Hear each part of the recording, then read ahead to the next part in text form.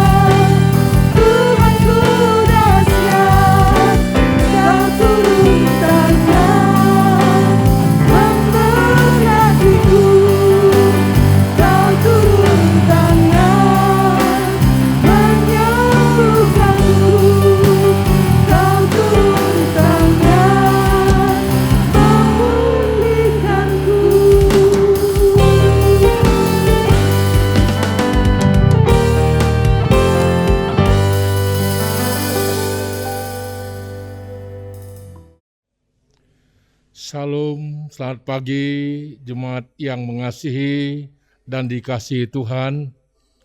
Mari terus-menerus kita bersukacita dalam situasi apapun yang terjadi. Tuhan ada bersama-sama kita. Jemaat saya undang bangkit berdiri, kita akan mulai ibadah sukacita kita, dan bersama-sama juga kita terus-menerus saling menguatkan satu sama lain. Mari bersama-sama kita berdoa. Bersyukur dan berterima kasih karena Tuhan tidak pernah meninggalkan kami. Dalam situasi apapun yang kami hadapi, Tuhan sedang berada bersama-sama kami, memberkati, menguatkan, menghibur, dan memberi kepada kami sukacita. Menyerahkan semua jemaat yang sudah berbakti bersama-sama di rumah masing-masing.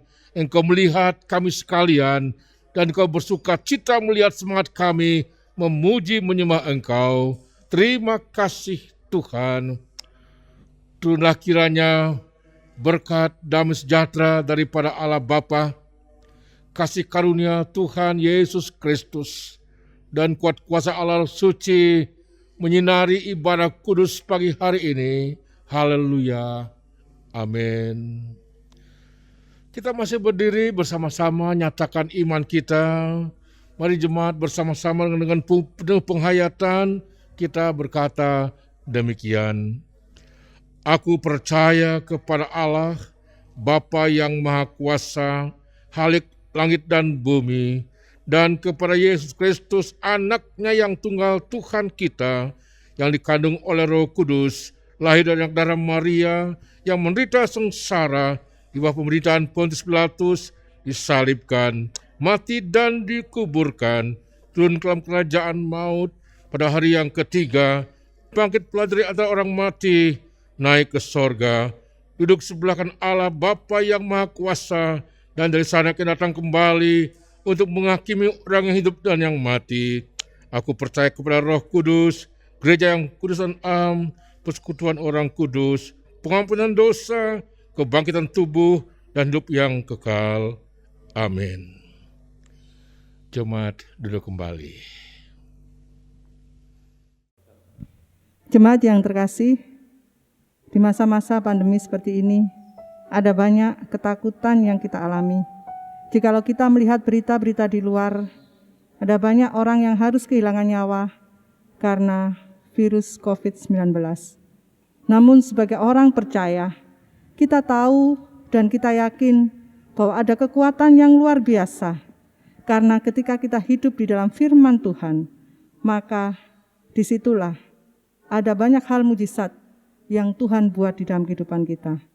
Dan bagi Tuhan tidak ada yang mustahil ketika orang percaya menyandarkan hidupnya di dalam Dia.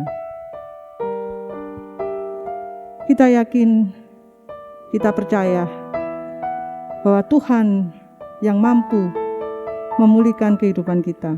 Ku yakin saat Kau berfirman, ku menang saat Kau bertindak. Hidupku hanya ditentukan oleh perkataan-Mu. Ku aman saat Kau menjaga. Ku kuat saat Kau menopang. Hidupku hanya ditentukan oleh kuasa-Mu.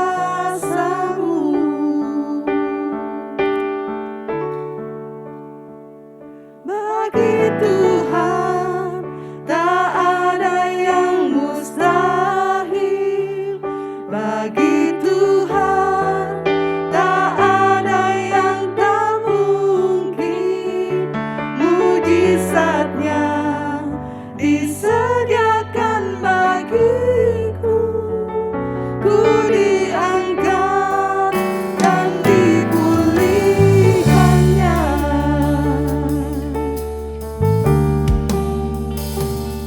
Ku yakin saat Kau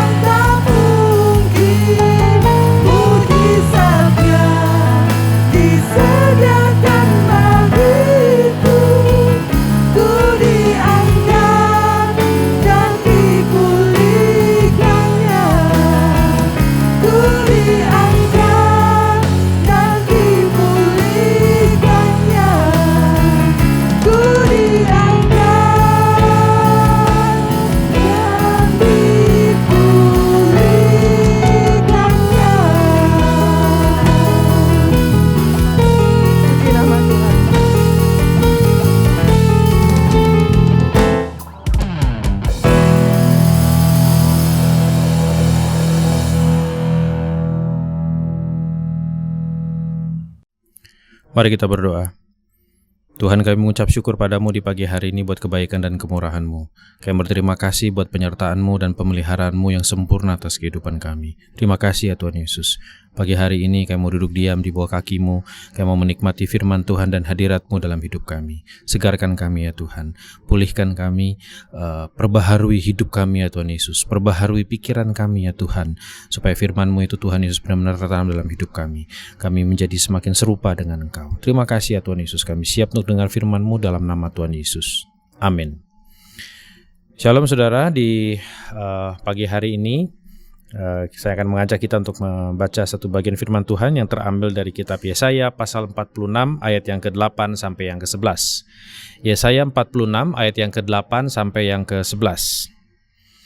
Yesaya 46 ayat yang ke-8 sampai 11 saya akan membacakan bagi kita semua di pagi hari ini.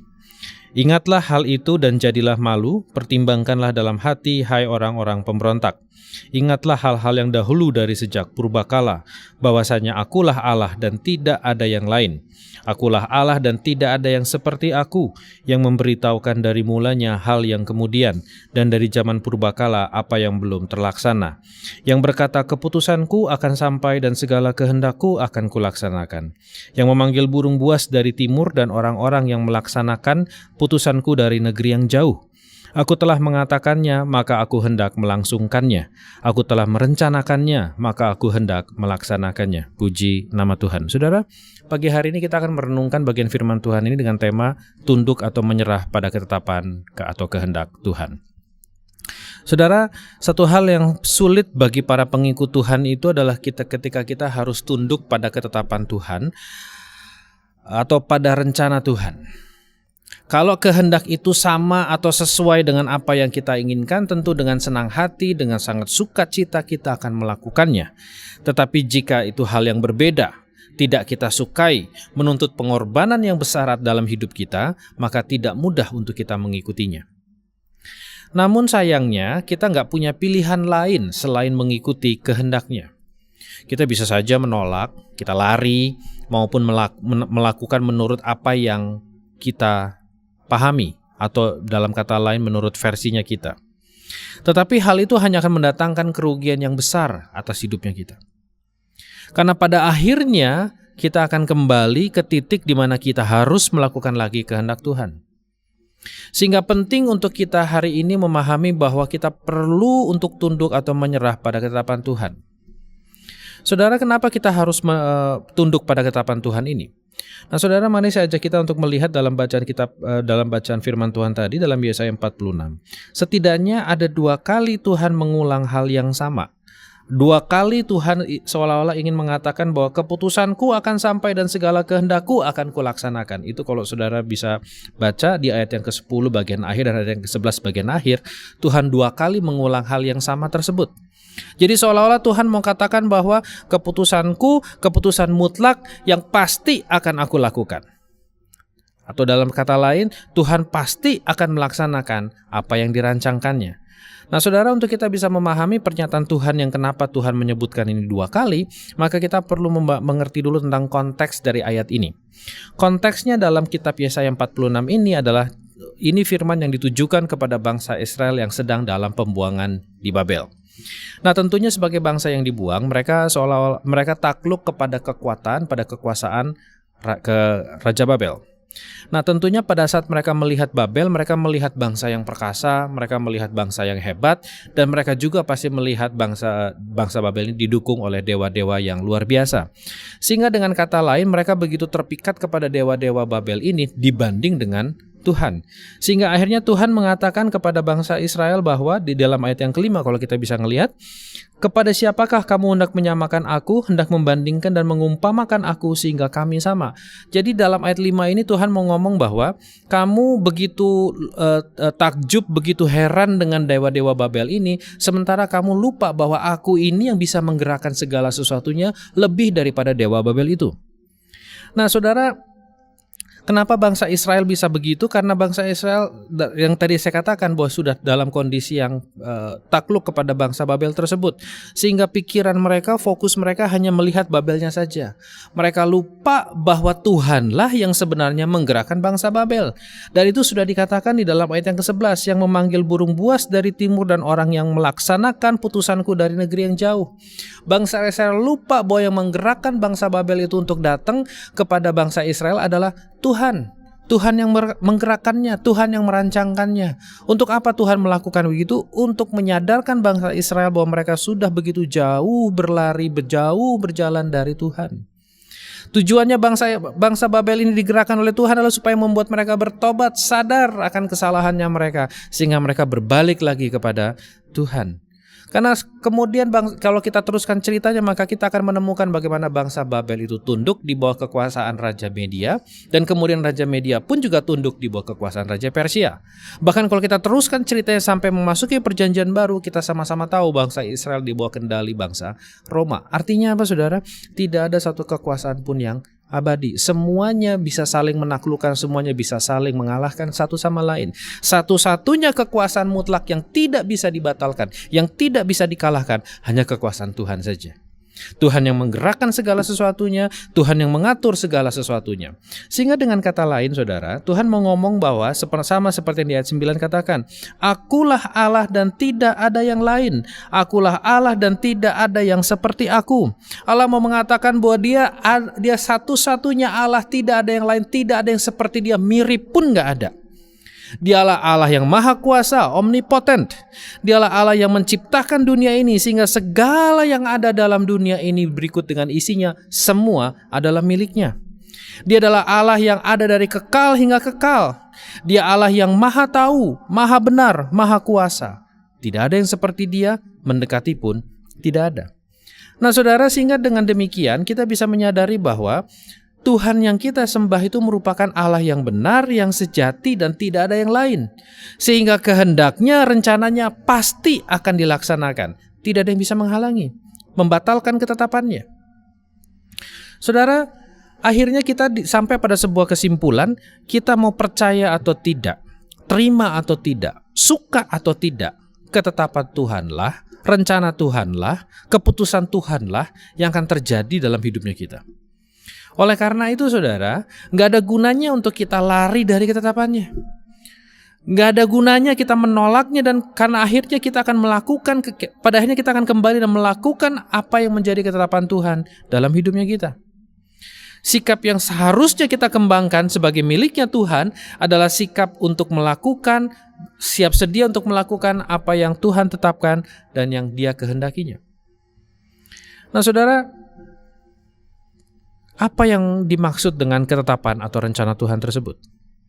Salah satu pengertian yang ditulis oleh seorang teolog bernama Millard J. Erickson, dia menuliskan seperti ini. Keputusan atau ketetapan atau kehendak Tuhan adalah sebuah keputusan kekal Tuhan yang membuat pasti segala sesuatunya. Pasti segala sesuatunya. Jadi ada beberapa pengertian, setidaknya ada 5 pengertian yang bisa kita tarik dari definisi tersebut. Yang pertama, keputusan kekal. Dikatakan keputusan kekal kenapa? Karena Allah yang kita sembah itu merupakan Allah yang kekal. Dia ada dari kekekalan hingga kekekalan. Tidak ada yang seperti Dia. Dialah Allah yang keberadaannya kekal. Itu yang pertama. Yang kedua, dilandaskan pada pertimbangan ilahi yang kudus. Tidak ada seorang pun, tidak ada siapapun yang memberikannya pertimbangan. Tuhan sendiri yang berkehendak secara bebas dan tidak berubah. Dia melakukan ketetapan dan kehendaknya untuk mendatangkan kemuliaan bagi namanya. Dan kemudian saudara, apa yang ditetapkannya, apa yang dirancangkannya, apa yang dikehendakinya, pasti terjadi, pasti digenapi. Kemudian yang berikutnya kita belajar bahwa keputusan Tuhan itu berlaku atas seluruh ciptaannya. Tidak ada satupun yang luput dari ketetapan dan rencana Tuhan. Semuanya bergerak, berjalan, dan dalam kendali yang maha kuasa. Sehingga saudara, dari definisi tersebut, dari pengertian-pengertian tersebut, kita belajar bahwa ketetapan Tuhan itu yang terbaik bagi kita. Paling benar, paling baik, paling adil. Minggu lalu kita belajar bahwa Allah kita adalah gembala yang baik, yang selalu memberikan yang terbaik kepada orang-orang yang percaya kepadanya. Buktinya apa? Saudara, bukankah semua orang mendapatkan matahari, hujan, dan lain sebagainya? Tuhan tidak pilih kasih. Karena dia tidak menyenangi wilayah tertentu mungkin, dia tidak memberikan hujan atau matahari kepada wilayah tersebut. Tentu tidak, bukan? Semua mendapat bagian yang sama. Itu artinya apa? Tuhan akan memberikan kepada orang yang jahat, orang yang baik, dan pastilah untuk orang-orang yang mengasihinya, dia pasti akan memberikan yang terbaik bagi kita semua. Puji Tuhan. Ketetapan Tuhan itu dilandasi oleh kasih-Nya kepada kita. Tuhan tidak pernah menahan-nahan pemberiannya. Puncak pemberiannya adalah ketika dia memberikan anak yang tunggal untuk mati ganti kita. Dan kita belajar juga bahwa ketetapan Tuhan itu membuat kita semakin mengenalnya dan semakin bergantung kepadanya. Nah, sayangnya dengan semua pengertian, semua hal-hal yang kita pelajari tentang ketetapan Tuhan tersebut, kita cenderung untuk menolak ketetapan atau rencana Tuhan. Mengapa, saudara? Karena kita merasa lebih tahu, lebih mampu dari Tuhan. Mungkin tidak kita katakan bahwa kita lebih hebat, lebih mampu dari Tuhan. Tidak, tetapi dalam sikap kita, dalam sikap hati kita, kita mengatakan bahwa kita lebih tahu dan lebih mampu dari Tuhan. Kita merasa bahwa yang kita hadapi ini jauh lebih berat dan jauh lebih berkuasa daripada Tuhan.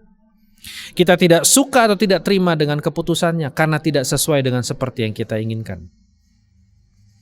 Nah, sehingga akhirnya kita mengambil jalan sendiri yang berlawanan dengan ketetapan Tuhan, atau kita menerjemahkan sendiri rencana Tuhan itu dan merasa bahwa kita telah menolong Tuhan. Saudara, Yunus dan Abraham merupakan contoh yang tepat untuk menggambarkan situasi ini. Yunus di satu sisi menolak ketetapan Tuhan karena merasa bahwa orang Niniwe tidak layak untuk mendapatkan belas kasihan Tuhan. Sementara Abraham menerjemahkan rencana Tuhan menurut pemikirannya sendiri karena menunggu janji Tuhan yang belum tergenapi. Kedua tokoh ini mengambil peran Tuhan. Untuk sesaat rencana atau tindakan mereka sepertinya tetap tepat, tetapi kemudian muncul persoalan yang mereka sendiri tidak bisa kendalikan. Mereka harus menghadapi badai besar.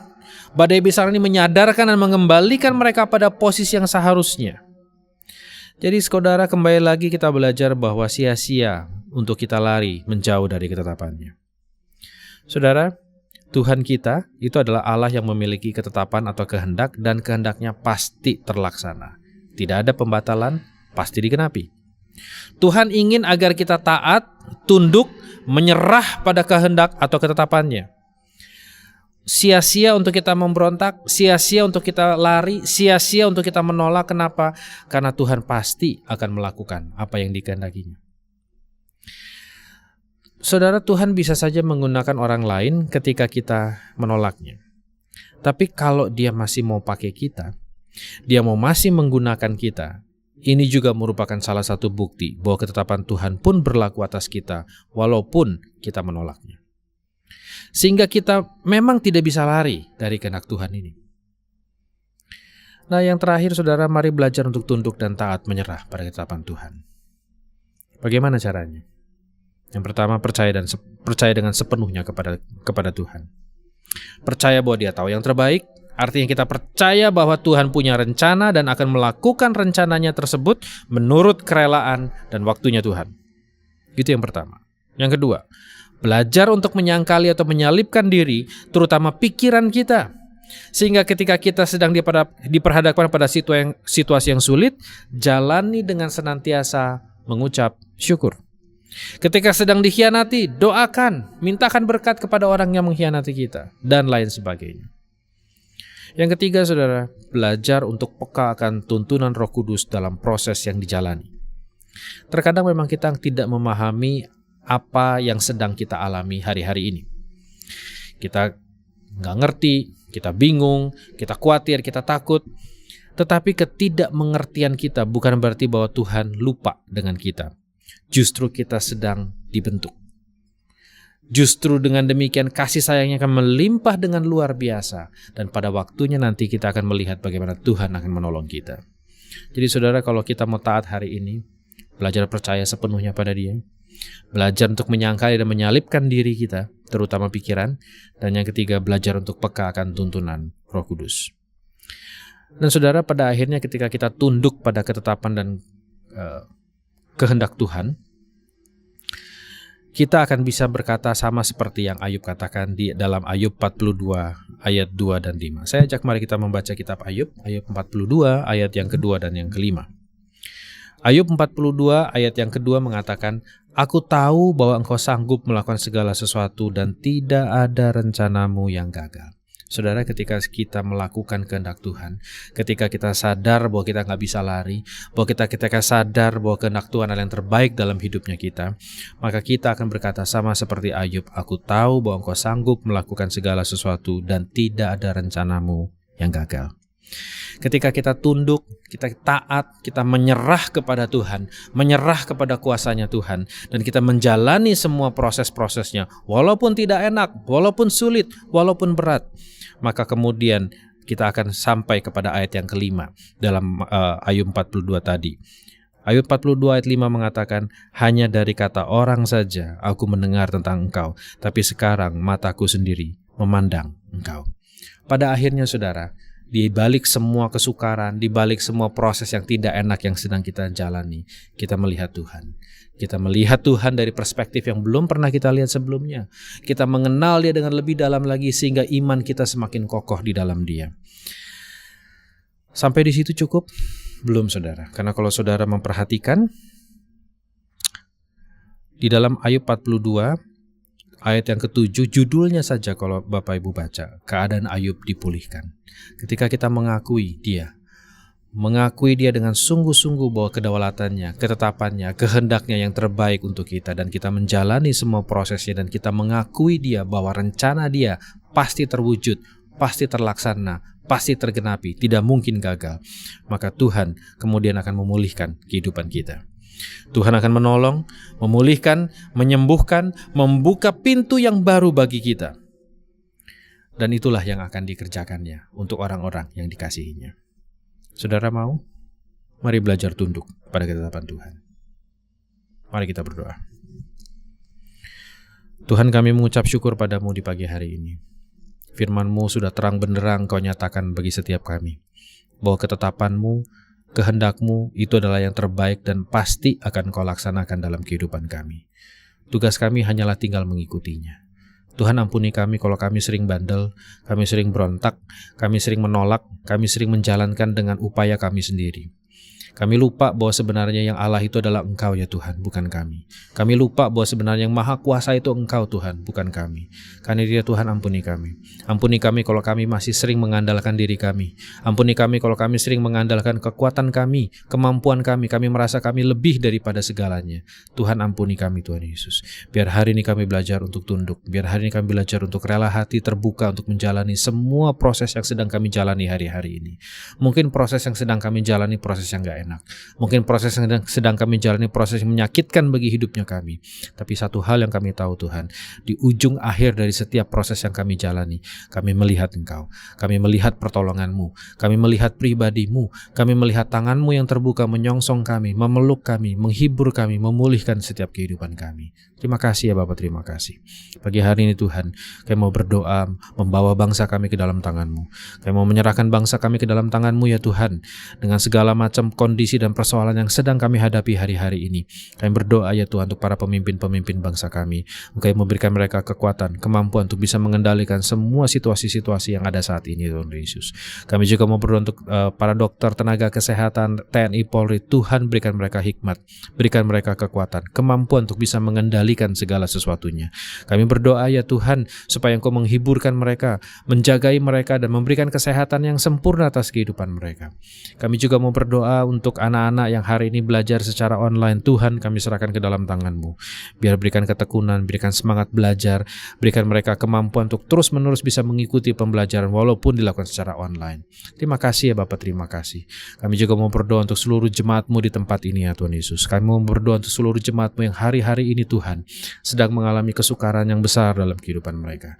Kami berdoa ya Tuhan, yang sedang terdampak oleh pandemi ini secara langsung, baik itu yang dalam kondisi isolasi mandiri, kondisi yang sedang sakit, ataupun kondisi secara ekonomi mereka terguncang. Tuhan, kami berdoa, Engkau yang melihat mereka, Engkau yang melihat hati mereka, Engkau yang melihat semua pergumulan-pergumulan mereka ya Tuhan. Biar Engkau juga yang memberkati seluruh jemaat-Mu di tempat ini ya Tuhan Yesus.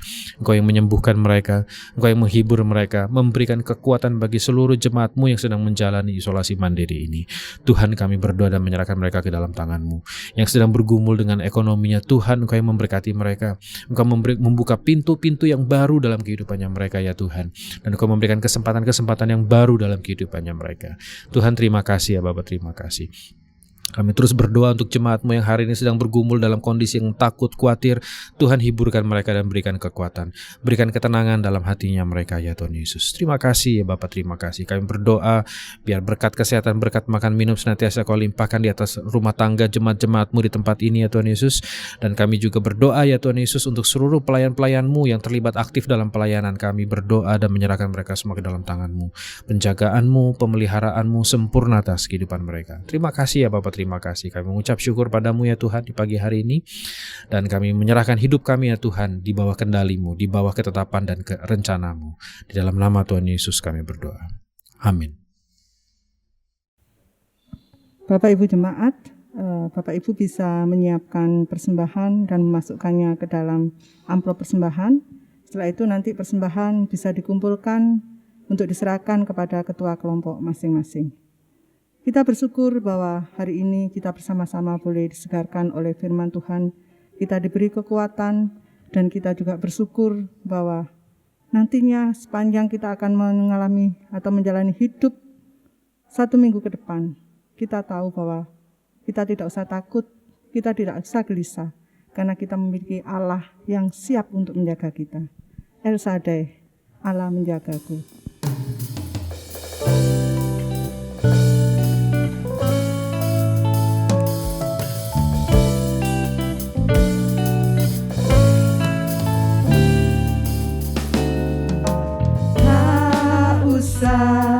Ku takut, Allah menjagaku. Tak usah ku bimbang,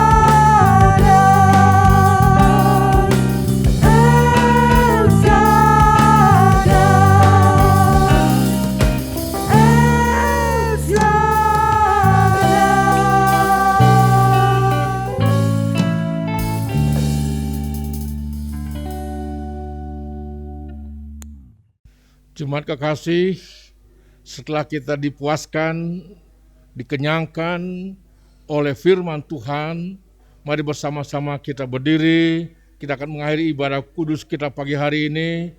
Mari kita berdoa mohon berkat Tuhan. Terpujilah Tuhan kami Yesus Kristus, yang dari awal ibadah kami, Engkau hadir menyatakan berkat dan kasih-Mu. Menyerahkan semua kehidupan jemaat ke depan, Engkau juga memimpin langkah-langkah kami. Kemanapun kami pergi, Engkau mendahului langkah kami dan memberkati kami. Terima kasih Tuhan. Turunlah kiranya berkat damai sejahtera daripada Allah Bapa, kasih karunia Tuhan Yesus Kristus, dan kuasa Allah Roh Suci memberkati dan memelihara jemaat sekarang sampai selama-lamanya. Haleluya. Amin.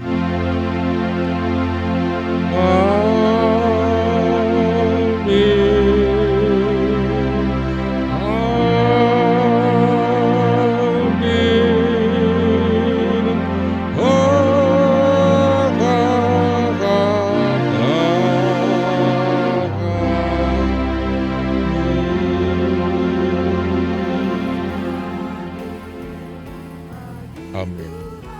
Jemaat itu kembali